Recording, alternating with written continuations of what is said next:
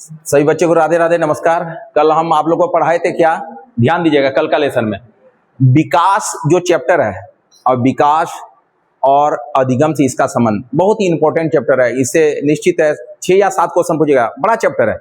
फिर विकास का सिद्धांत भी आपको देखना है। बात समझ पा रहे नहीं, यस या नो? तो विकास में हम पढ़ाए थे विकास के प्रकार को, पढ़ाए थे शारीरिक विकास, पूरा क्लियर नहीं हुआ था।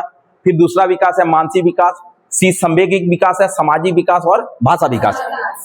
कल जो क्लास छोड़े थे, जहां तक कक्षा आपकी हुई थी, उसमें शारीरिक विकास को 2 भागों में बांटा गया था। एक सूक्ष्म गत्यात्मक, एक क्या है स्थूल गत्यात्मक। तो सूक्ष्म गत्यात्मक क्या है आप लोगों को क्लियर पता था। हम कोई भी काम करते हैं जिसमें मसल्स का कम उपयोग करते हैं, जिसमें मसल्स का कम उपयोग करते हैं, उसको कौन सी गत्यात्मक बोलेंगे? सूक्ष्म गत्यात्मक बोलेंगे। लेकिन जिसमें मसल्स का ज्यादा उपयोग करते हैं उसको कौन सा गत्यात्मक बोलेंगे? स्थूल गत्यात्मक बोलेंगे। तो एक उदाहरण जो परीक्षा पिछल का 2-3 साल में एक बार आया था, कब शायद वो ईस्वी भूल रहे हैं हम। सूक्ष्म गत्यात्मक में क्या क्या, जिससे लिखना, क्या लिखने में ज्यादा बल लगता है या कम बल? कम बल लगता है, इसीलिए लिखना क्या हो गया? सूक्ष्म गत्यात्मक। बोलना, चित्र बनाना, ये सब जितनी भी बातें हो गई किसमें हो गया? सूक्ष्म गत्यात्मक में। अब स्थूल गत्यात्मक में आप थोड़ा सा ध्यान दिए, जिसमें जो काम करने में ज्यादा मसल्स का प्रयोग होता है। जो काम करने में किसका प्रयोग होता है? ज्यादा मसल्स का होता है। अब बताइए, दौड़ने में ज्यादा मसल्स का जरूरत होगा, ज्यादा शक्ति लगेगी या नहीं लगेगी? क्या भागने में ज्यादा शक्ति का प्रयोग होगा या नहीं होगा? तैरने में, तैरना, ये सब जितने हो गया किसका उदाहरण है? स्थूल गत्यात्मक। हम कल इसमें बात किए थे। आज जो पढ़ाएंगे इसके बाद मानसिक विकास को पढ़ाएंगे। हम जो भी पढ़ाएंगे आपको ट्रिक से पढ़ाएंगे, आपको एकदम बहुत आसान हो जाएगा। आपका जो विषय है ना, बहुत सरल और बहुत ही आसान हो जाएगा। आप थोड़ा सा ध्यान पूर्वक देखेंगे। अब दूसरा नंबर पे आ जाता है मानसिक विकास। दूसरा नंबर पे कौन सा विकास आ जाता है बेटा? मानसिक विकास। मानसिक विकास का दूसरा नाम है, इसका दूसरा नाम है संज्ञानात्मक विकास।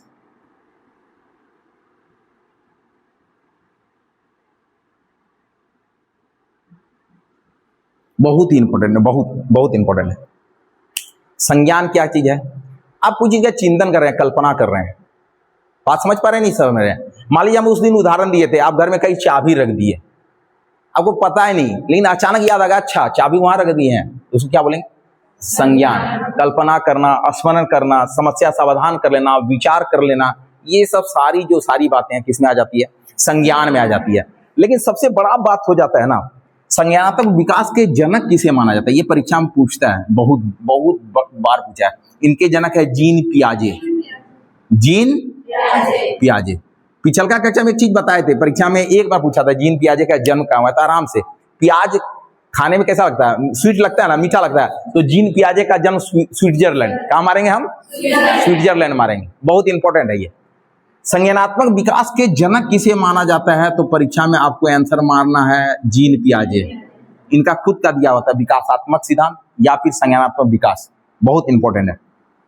तो जीन पियाजे ने संज्ञानात्मक विकास को कितने भागों में बांटा? संज्ञानात्मक विकास को ये 3 भागों में बांटे थे, 4 भागों में, सॉरी। संज्ञानात्मक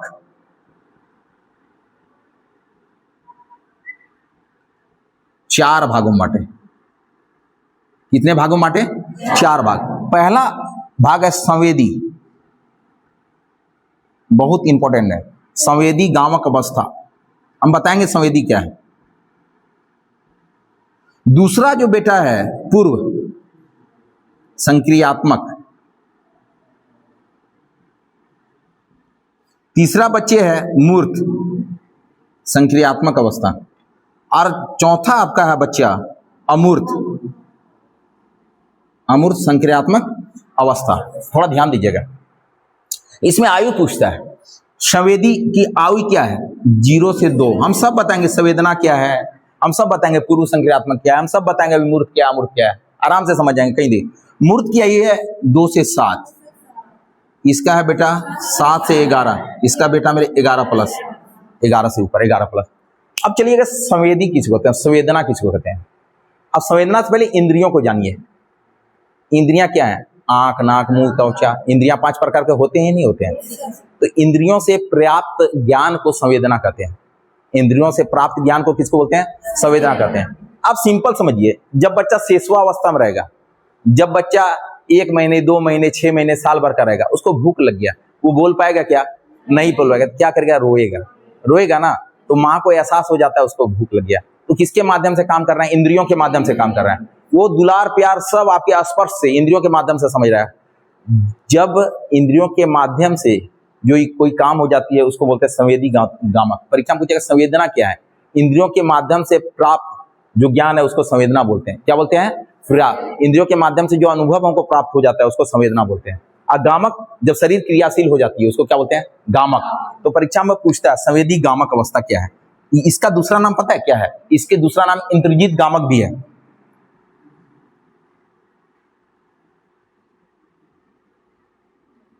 इसका पक्का परीक्षा में इस बार जेटेट 2026 की जो परीक्षा होगी पक्का पूछेगा, निम्नलिखित में इंद्रजीत गामक किसे कहते हैं, संवेदी गामक अवस्था को किसको कहते हैं बेटा लोग, बहुत इंपॉर्टेंट है बच्चे, बहुत ज्यादा इंपॉर्टेंट है ये आपके लिए। संवेदी गामक अवस्था का दूसरा नाम क्या है, इंद्रजीत गामक। इसका इंद्रजीत गामक क्यों नाम रखा गया, क्योंकि इंद्रियों के माध्यम से बच्चे काम कर रहे हैं।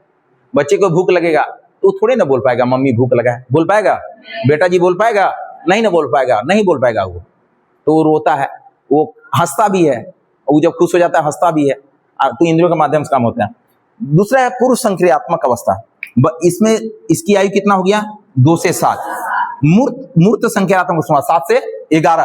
अच्छा, आप हमको पढ़ाते हुए अभी जो लड़का ऑनलाइन है शायद अमूर्त रूप में देखा है, आप किस रूप में देख रहे हैं, मूर्त रूप में। ये मूर्त अवस्था हो गया। अमूर्त अवस्था होता है आप, अच्छा सरस्वती माँ का पूजा करते हैं, आप कोई मूर्ति देखते हैं तो मूर्ति, आप बात समझिएगा, मूर्ति को आप मन में सोच रहे हैं तो अमूर्त रूप हो गया। कैसा है, अमूर्त रूप। और सामने देख रहे हैं कैसा रूप है, मूर्त रूप। आप किसी को मन में विचार कर रहे हैं, उसका चित्र आ गया, मन में आ गया, अमूर्त रूप। आप सामने देख रहे हैं तो मूर्त रूप। तो ये चारों अवस्था को कैसे हम याद रखेंगे, ट्रिक से याद रखेंगे। अब परीक्षा में पक्का आएगा। ट्रिक है सांप मां, सांप मां। प्याजे की 4 अवस्था को ट्रिक से देखिए। पहला संवेदी, संवेदी गामक। पौ से है पूर्व संक्रियात्मक, मौ से है मूर्त, और आ से हो गया अमूर्त। सौ से क्या है, संवेदी। पौ से क्या है, पूर्व। मौ से मूर्त, औ से चारों को याद रखना है, प्याजे की चारों अवस्था। अब चारों से विशेषता परीक्षा में बड़ी पूछता है कि संवेदी की कौन कौन सी विशेषता है, पूर्व की कौन कौन सी विशेषता है, मूर्त की क्या है, अमूर्त की क्या है, समझना पड़ेगा। प्याजे की कितनी अवस्था, ट्रिक क्या है, सांप मां। सौ से संवेदी, पौ से पूर्व, मौ से, औ से। क्लियर है यहाँ पे, क्लियर, कोई दुविधा नहीं होनी चाहिए। अब चलते हैं, बात करते हैं संवेदी से क्या क्या क्वेश्चन पूछेगा। संवेदी से ध्यान पूर्वक देखेंगे आप लोग। 1 नंबर है संवेदी गामक, उसका दूसरा नाम क्या है,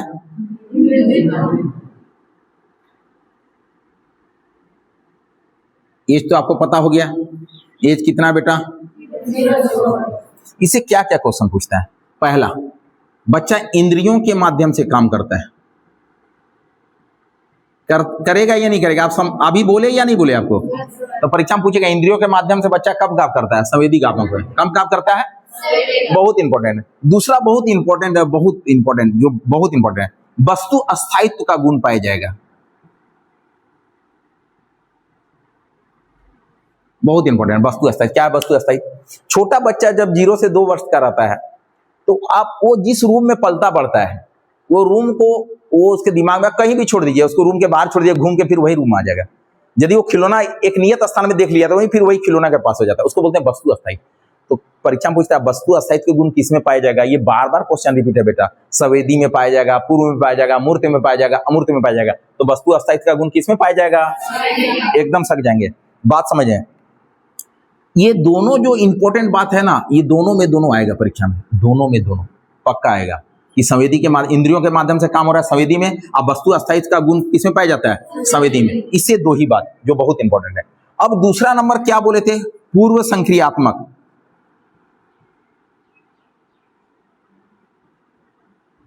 पूर्व संक्रियात्मक का आज एज बोले, कौन कौन बोल पाएगा एज, हाँ पूर्व संक्रियात्मक का एज क्या रहेगा, याद है। पूर्व संक्रियात्मक का जो पहला पॉइंट है, जो रिपीटेड क्वेश्चन है, प्रतीकात्मक खेल, इसको थोड़ा देखेंगे। प्रतीकात्मक खेल, प्रतीकात्मक खेल को समझिए। परीक्षा में पूछा प्रतीकात्मक खेल किससे संबंधित है, पूर्व संक्रियात्मक है।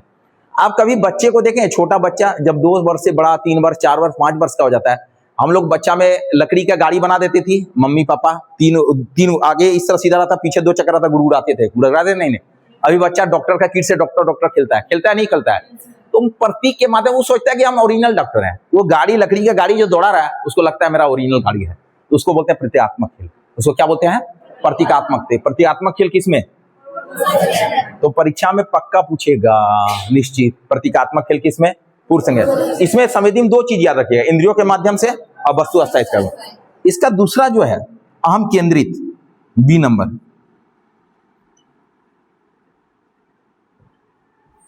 दूसरा क्या है? अहम केंद्रित। बच्चा को लगता है 2 से 7 वर्ष के बच्चा को लगता है कि हम सब चीज अपने से कर लेंगे। वो स्नान भी अपने से करना चाहेगा, वो लगेगा हम सब काम कर लेंगे। वो बोलने लगेगा कि बोलेगा मम्मी हम स्नान कर लेंगे, मम्मी हम अपने से पानी पी लेंगे, सारा काम वो अपने से करना चाहेगा। तो उसको क्या बोलते हैं? अहम केंद्रित। उसको लगता है हम कर लेंगे। तीसरा जो सबसे इंपॉर्टेंट इसकी बात है, जीववाद का गुण। जीववाद का गुण क्या है? जीववाद का गुण समझिएगा थोड़ा सा। जो सजीव और निर्जीव में भेद नहीं कर पाता है, सजीव और निर्जीव में भेद नहीं करता। बच्चा इतना छोटा रहता है, यदि कोई पोस्टर लगा दीजिएगा घर में, कोई बच्चा छोटा का लगा दीजिएगा, 3 वर्ष का बच्चा को लगेगा वो मतलब अपना भाई है, अपना बहन है, उसको लगेगा वो सजीव महसूस करता है। तो जीववाद का गुण किसमें पाया जाता है? जीववाद क्या है? सजीव और निर्जीव में भेद नहीं कर पाना, क्या कहलाएगा? जीववाद का। तो जीववाद का पूर्व संख्यात्मक, प्रतीकात्मक खेल, पूर्व संख्यात्मक, अहम केंद्रित, पूर्व संख्या। पक्का परीक्षा में पूछेगा, हम बोल देते हैं, एक एक पॉइंट पूछा हुआ है। फिर बहुत इंपॉर्टेंट है अनुकर्मणीयता। अनुकर्मणीयता बहुत इंपॉर्टेंट है। अनुकर्मणीयता को समझिए आप। बच्चा यदि ABCD लिखने सीख गया, सीख ही जाता है, 3.5-4 में बच्चा सीख जाता है। सीखता है या नहीं सीखता है? सीखता है ना दीदी, सीख जाता है। तो अनुकर्मणीयता क्या? बच्चा यदि ABCD लिख गया, यदि आप उलट पुलट कर दिए तो उसको क्रम से नहीं सजा पाएगा, उतना भी परिपक्व नहीं है, उसको क्रम से नहीं सजा पाएगा। तो उसी को बोलते हैं अनुकर्मणीयता। यानी वो क्रम से कोई भी काम कर नहीं पाएगा। आप सीरियल करके दे दीजिए, उल्टा पुल्टा कर दीजिए, बोलिएगा फिर सजा दो, नहीं सजा पाएगा। उसको क्या बोलेंगे हम? अनुकर्मणीयता। इसका एक बहुत इंपॉर्टेंट बात है केंद्रीकरण।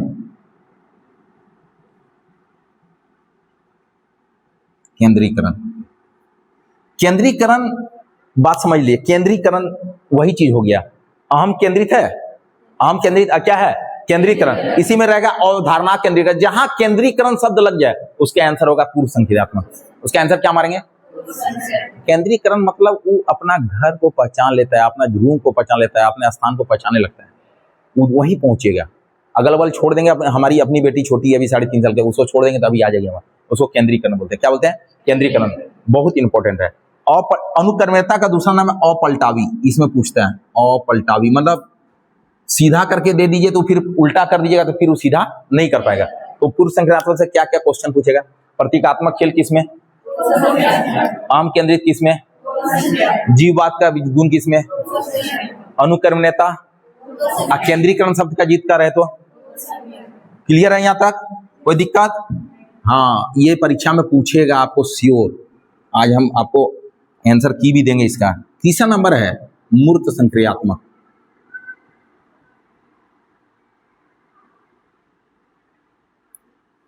इसमें कितने बच्चे बता पाएंगे मूर्त संक्रियात्मक का एज क्या है? अभी तुरंत कौन है? गुड, शाबाश शाबाश बेटा। 7 से 11 वर्ष। इसमें क्या क्या पूछा जाता है सब उसका उलट कर दीजिए। पूर्व का पढ़ाए थे ना, अपलटावी गुण पलट ही नहीं पाएगा, अनुकर्मण्यता अनुक्रम से कर ही नहीं पाएगा। बात समझ ना? इसका पलट दीजिए, इसमें पलटावी गुण आराम से पलट लेगा। कौन सी गुण पाया जाएगा? पलटावी गुण या प्रतिवर्ती क्रिया, आराम से क्रम से सजा लेगा। इतना बुद्धि हो गया, बहुत इंपॉर्टेंट है।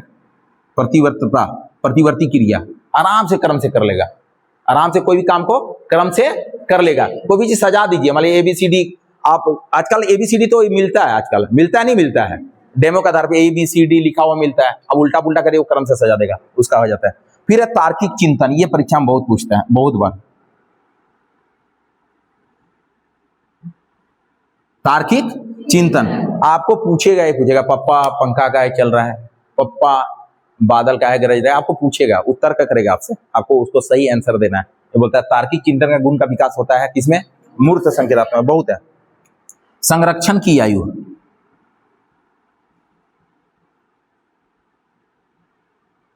इस समय बच्चे को आपका संरक्षण की जरूरत है या नहीं? है या नहीं? आप ध्यान रखेंगे नहीं रखेंगे तो संरक्षण की आयु किसमें हो जाएगा? मूर्त संक्रियात्मक में। और ये सबसे बड़ा है, समूह में खेलना पसंद करता है, ग्रुप बना लेगा। समूह की आयु, जिसको कौन सी आयु बोला जाता है? समूह की आयु। आप चारों अवस्था, संवेदी, पूर्व, मूर्त, अमूर्त, जितना हम बिंदु आपको नोट्स दिए देंगे या आज देंगे या जिसको दिए हैं, वो चारों अवस्था का एक एक बिंदु देख लेंगे। इससे 4 क्वेश्चन पूछेगा। सी टेट में जब जो जीन पियाजे का, कोहलबर्ग का सब मिला के 5-6 क्वेश्चन पूछ देता है, यहाँ तो जीन पियाजे का पक्का 4 क्वेश्चन पूछेगा कुछ निश्चित। यही सब पॉइंट रहेगा, यही सब पॉइंट रहेगा, बहुत इंपॉर्टेंट। क्लियर है? यहाँ तक क्लियर है या नहीं है? अब चलते हैं अमूर्त।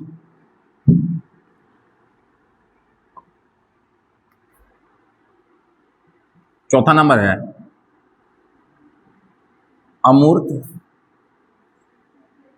संक्रियात्मक। अमूर्त संक्रियात्मक, ये इसमें बहुत इंपॉर्टेंट, इसे बहुत बढ़िया, सबसे बढ़िया ये अमूर्त चिंतन करेगा इसी के नाम पे। अमूर्त चिंतन क्या होता है? मूर्त चिंतन दिखेगा, मतलब सामने हो रहा है। अमूर्त चिंतन का सपना में सोच रहा है, मनी चोर रहा है, सोच रहा है नहीं सोच रहा है। बच्चा इतना बड़ा हो गया, 11 वर्ष से ऊपर हो गया, बच्चा किशोरावस्था में जा रहा है, एंट्री मार रहा है, तो उसका अमूर्त चिंतन रहता है। अपने ख्वाब में जीता जाता, सोचते हैं पापा से बुलेट मांग लें, गाड़ी मांग लें, अपने सुविधा के अनुसार कोई काम करवा लें, तो अमूर्त चिंतन में रहता है। कौन सी चिंतन रहता है? अमूर्त चिंतन। दूसरा बहुत बड़ा इसका है निगमनात्मक, निगमनात्मक तर्कना। ये परीक्षा में आएगा। निगमनात्मक तर्कना किससे संबंधित है? अमूर्त संक्रियात्मक से। क्या है निगमनात्मक? बच्चा इतना उसको बोध नहीं है, इतना ज्ञान नहीं है, वो कभी भी शीर्ष से आपको गर्भ की ओर ले जाएगा। शीर्ष से कोई ऐसा घटना घटा देगा, उसको भी बुरा लगने लगेगा। किशोरावस्था में बच्चा शीर्ष से गर्भ की ओर, ऊपर से नीचे की ओर चला जाना, कौन सी अवस्था हो जाएगा? निगात्मक तर्क। ऐसा ऐसा बात हो जाएगा, उसके ध्यान में उल्टा पुल्टा चलेगा, उसको बोलते हैं निगात्मक तर्क करना। बहुत इंपॉर्टेंट है। सबसे बड़ा ये सबसे जटिल आयु माना जाता है, सबसे जटिल आयु परीक्षा में पूछेगा निश्चित। सबसे जटिल आयु कौन सी? अमूर्त। परीक्षा में पूछेगा, बहुत इंपॉर्टेंट, बहुत इंपॉर्टेंट। और ये सर्वोच्च अवस्था होता है, संज्ञानात्मक सोच का सबसे सर्वोच्च अवस्था होता है। सर्वोच्च अवस्था पक्का पूछेगा, बहुत इंपॉर्टेंट है, बहुत इंपॉर्टेंट। तो सबसे इसका इंपॉर्टेंट है अमूर्त चिंतन और निगमनात्मक तर्कना। याद रहेगा या नहीं रहेगा? तो पियाजे की कितनी अवस्था हो गई? 4। पहला, दूसरा पूर्व संक्रियात्मक, तीसरा मूर्त, चौथा शाबाश, आप लोग को याद हो गया, कहीं कोई दिक्कत नहीं। आज सबका बिंदुवार देख लेंगे। जो ऑब्जेक्टिव भेजेंगे आज लगभग 150 या 200 ऑब्जेक्टिव भेजेंगे। आज उतारिएगा, हो सके सुबह तक चला जाए ऑब्जेक्टिव, तो सारे ऑब्जेक्टिव में आपको मिलेगा क्वेश्चन। और सोमवार को आपको 30 नंबर का टेस्ट आज उसको पूरे कंप्लीट कर देंगे और लगेगा 30 मिनट कंप्लीट हो जाएगा आपका ये चैप्टर। फिर है संवेगिक विकास। कौन सा विकास है? संवेग। अच्छा, संवेग को समझ रहे ना? अचानक मन का वेग में आ जाना, जिससे भय लग जाएगा। अचानक क्रोध आ गया, अचानक तो भय, क्रोध, आश्चर्य, स्नेह, खुशी सब संवेग है। भय, क्रोध, खुशी, स्नेह, अचानक खुशी आ गया, स्नेह, ये सारी प्रक्रिया की कौन सा विकास है? संवेगी विकास। तो क्या परीक्षा पूछता है संवेग जन्म से ही प्रारंभ होता है? हाँ, ये संवेग हमको जन्म से प्रारंभ होता है। संवेग जन्म से ही प्रारंभ होता है, याद रहेगा। संवेग जन्म से ही प्रारंभ हो जाता है। कहीं कोई दिक्कत? कोई दिक्कत नहीं हो जाए। अब चलते हैं सामाजिक विकास। सामाजिक, अच्छा, विकास की प्रथम पाठशाला क्या है? बच्चे के विकास की प्रथम पाठशाला समाज। ये परीक्षा में पूछा है। बालक के विकास की प्रथम पाठशाला क्या है? समाज या परिवार, जो रहे। बालक के विकास की प्रथम पाठशाला क्या है? परिवार है तो परिवार, यदि परिवार ऑप्शन में ना रहे तो क्या मारेंगे बेटा? समाज। बहुत इंपॉर्टेंट, बहुत ही इंपॉर्टेंट है। अब चलते हैं, लास्ट क्या बचेगा? भाषा विकास। ये चैप्टर अच्छा यदि कर लिए आप तो 9 नंबर हो जाएगा आपका कंप्लीट, 8 या 9 नंबर गारंटी। सबसे ज्यादा इससे पूछता है। इसका संबंध अन्य चैप्टर से है। वृद्धि और विकास पढ़े तो विकास का सिद्धांत है, नेक्स्ट चैप्टर है। यही 2 चैप्टर तो दे दिया है लगातार आपको जेटेट में। प्रथम 2 चैप्टर आपको क्लियर, कॉन्सेप्ट क्लियर है, आपका ये भी गलत नहीं होगा, आराम से 10 नंबर लाएंगे। अब चलते हैं, चौथा नंबर है भाषा विकास, लास्ट नंबर, 5वां नंबर क्या है? भाषा विकास। बहुत इंपॉर्टेंट है।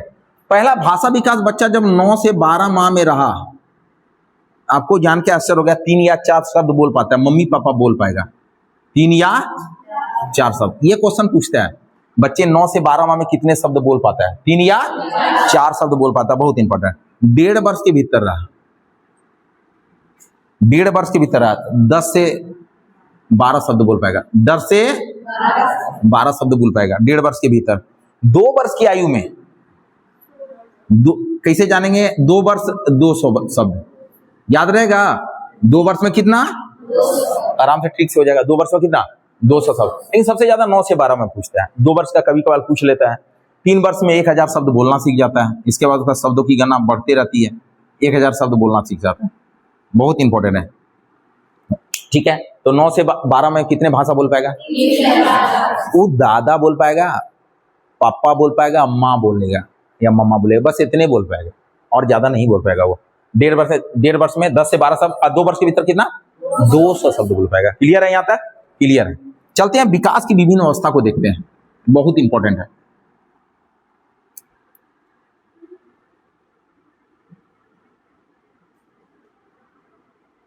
विकास की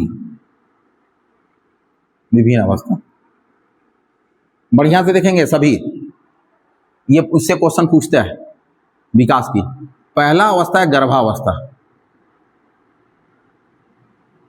पहला कैसा है, गर्भावस्था। तो गर्भावस्था की अवधि क्या पता है, 0 से 9 माह, यानी माँ की गर्भ की बात बोल रहा है नहीं बोल रहा है। दूसरा जो अवस्था है शेषवावस्था।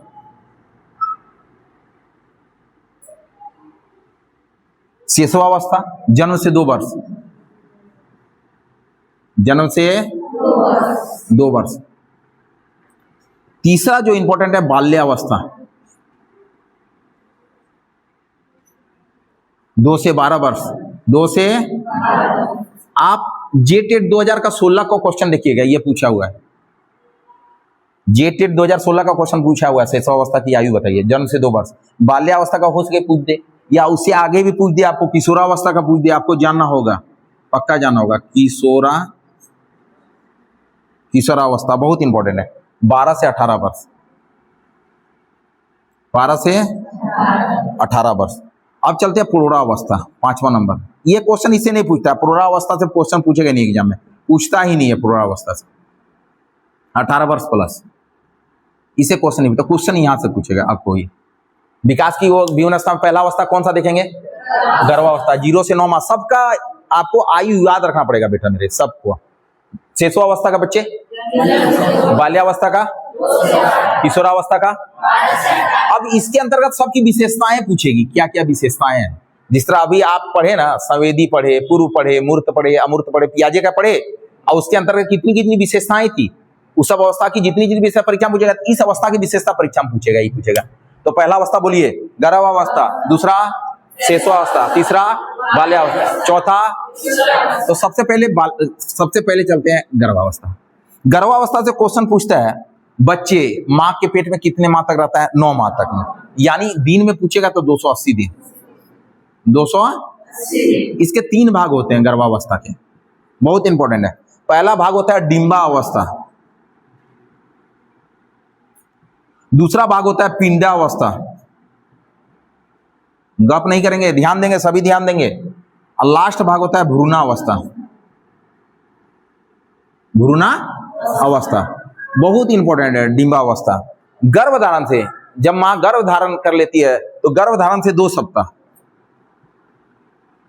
गर्भधारण से 2 वीक, 2 सप्ताह याद रहेगा। अब 2 सप्ताह हो गया, अब तीसरा सप्ताह से इसका शुरू होगा, तीसरा सप्ताह से 2 महीना,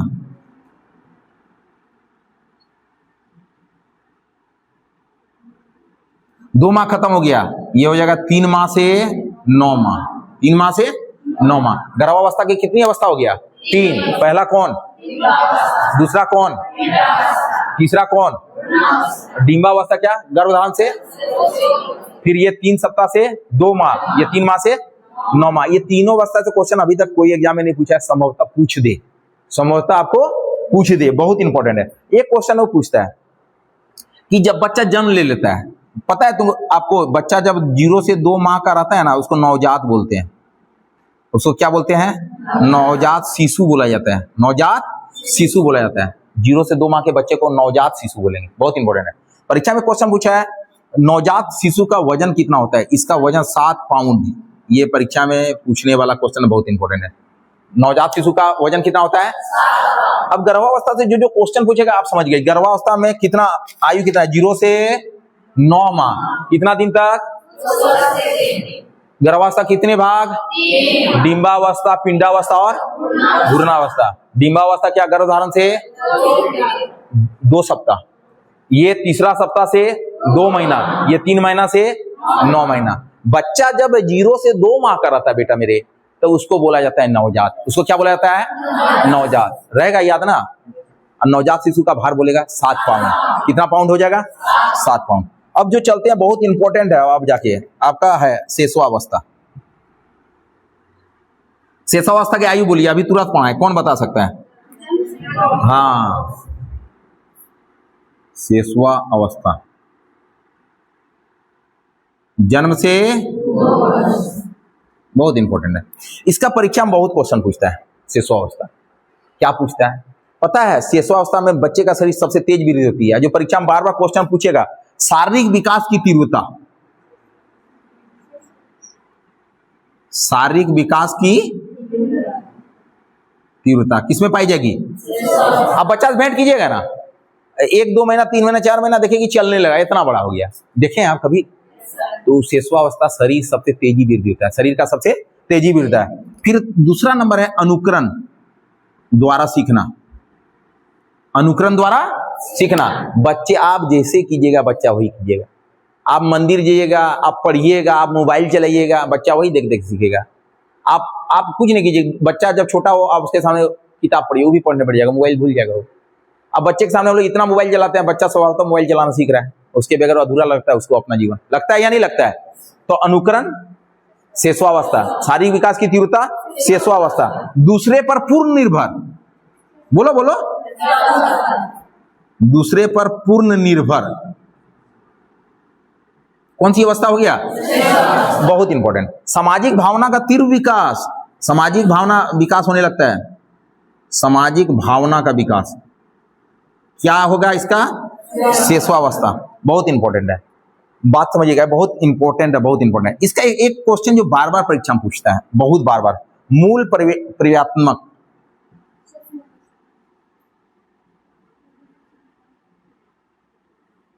ये आपको ये लगा रहेगा ऑब्जेक्टिव में। शेषवा बच्चे क्रियाकलाप क्या होता है? मूल प्रक्रियात्मक। मूल प्रक्रियात्मक क्या होता है उसको समझना चाहिए। मूल मतलब होता है जड़, मूल मतलब क्या होता है? जड़। वो जिस जगह में खिलेगा, जिस जगह में उसका स्थान है, नियत, आप वही जगह में वो पहुंच जाएगा, उसको बोलते हैं मूल प्रक्रियात्मक। तो परीक्षा में पूछेगा शेष, ये शब्द लगा रहेगा तो उसका आंसर क्या मारिएगा? मूल शब्द लगा रहेगा तो क्या? शारीरिक विकास की तीव्रता, अनुकरण करने की क्षमता, सामाजिक भावना का विकास। ठीक है, क्लियर है? अब चलते हैं थोड़ा, इसके बाद कौन सी अवस्था है? बाल्यावस्था, तीसरा नंबर। बाल्यावस्था की आयु बोलिए, अभी पढ़ाएं, 2 से 12 वर्ष। इसे क्वेश्चन बड़ी पूछता है। बाल्यावस्था एक कैसी संरचना है? यहाँ पे वहां तो सामाजिक भावना का विकास शुरू होता है, लेकिन इससे एक क्वेश्चन बार पूछता है। बाल्यावस्था को सामाजिक संरचना बोलते हैं, क्या कि बच्चे अब स्कूल जाने लगा, बच्चे अब समाज में खेलने लगा, यानी समाज के अनुकूल बच्चे का वृद्धि होना शुरू हो जाता है, विकास होना शुरू हो जाता है। तो परीक्षा में पूछेगा सामाजिक संरचना का मूल जो बात है किस अवस्था में हो जाता है? बाल्यावस्था में। याद रहेगा नहीं रहेगा? बहुत इंपॉर्टेंट है, बहुत इंपॉर्टेंट है।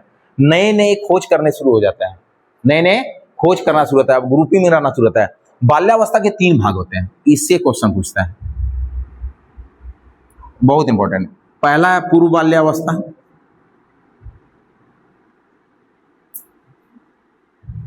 बहुत इंपॉर्टेंट, देख लीजिएगा। फिर है मध्य बाल्यावस्था, फिर है उत्तर बाल्यावस्था। इससे भी क्वेश्चन परीक्षा में पूछता है, बहुत पूछता है। क्या पूछेगा? एक ही क्वेश्चन पूछता है। इसका एज है 2 से 6, ये एज नहीं पूछेगा, बोलेगा खिलौने की आयु किसे बोला जाता है, बस एक ही क्वेश्चन, खिलौना की आयु। खिलौना की आयु क्या बोलेंगे? पूर्व बाल्यावस्था। याद कर लीजिए आप, खिलौनों की आयु कौन सी अवस्था है? पूर्व बाल्यावस्था, खिलौनों की आयु, पूर्व बाल्यावस्था पक्का आएगा। मध्य बाल्यावस्था से क्या होता है? तार्किक चिंतन करता है, तार्किक अमूर्त चिंतन करता है। ने सामने देके पूछेगा, वही बोले पंखा क्यों घूर रहा है, टीवी क्यों चल रहा है, बारिश क्यों हो रही, तार्किक। उत्तर बाल्यावस्था भी क्वेश्चन पूछता है, बहुत इंपॉर्टेंट है, बहुत। जिज्ञासा, सामूहिक खेल में रुचि, सामूहिक खेल में रुचि आने लगता है। क्लियर है? सबसे इंपॉर्टेंट खिलौने की आई, ये पक्का पूछेगा इस बार आ रहा है जेटेट में। खिलौने की आई क्या बोलेंगे? पूर्व बाल्यावस्था। ये पक्का आया ही आया, बहुत इंपॉर्टेंट है, बहुत इंपॉर्टेंट। अब नई खोज, ये क्वेश्चन एक बार पूछा है, नई खोज किस बाल्यावस्था में किएगा? नई खोज उत्तर बाल्यावस्था। नई खोज किसमें करेगा बेटा मेरे? उत्तर बाल्यावस्था, पक्का पूछेगा। नई खोज बहुत बार परीक्षा में पूछा है। घूमने की प्रवृत्ति, नई खोज या घूमने की प्रवृत्ति, घूमने की प्रवृत्ति किसमें पूछेगा? उत्तर बाल्यावस्था। क्लियर है? अब चलते हैं लास्ट नंबर, क्या? किशोरावस्था। लास्ट नंबर क्या? किशोरावस्था।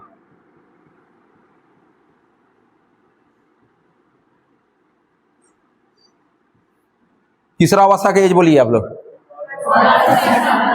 12 से समझ। किशोरावस्था ना सब आप अपने से सक जाइएगा। ये परिवर्तन की अवस्था है, इसका सारी बदलाव बहुत तीव्र गति से होगा। लड़का लड़की दोनों में परिवर्तन की अवस्था होगा या नहीं होगा? आप बोलिए ना। विपरीत लिंग के प्रति आकर्षण, विपरीत लिंग के प्रति क्या होगा?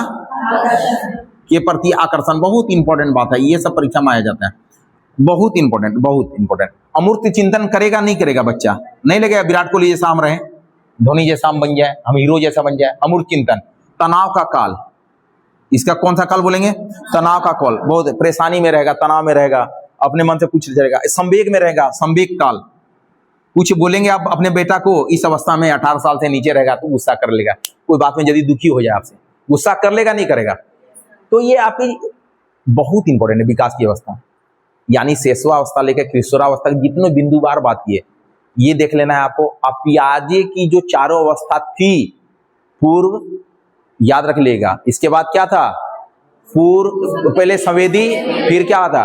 पूर्व, फिर मूर्त और अमूर्त। उसका ट्रिक क्या बताया थे? सांप माँ, सौ से संवेदी, औ से पूर्व, मौ से मूर्त, औ से अमूर्त। ये आपको देख लेना है, आपका क्लियर हो जाएगा, ये क्लियर हो जाएगा। ठीक है, अभी आप लोग का क्लास बाकी है। हाँ करो।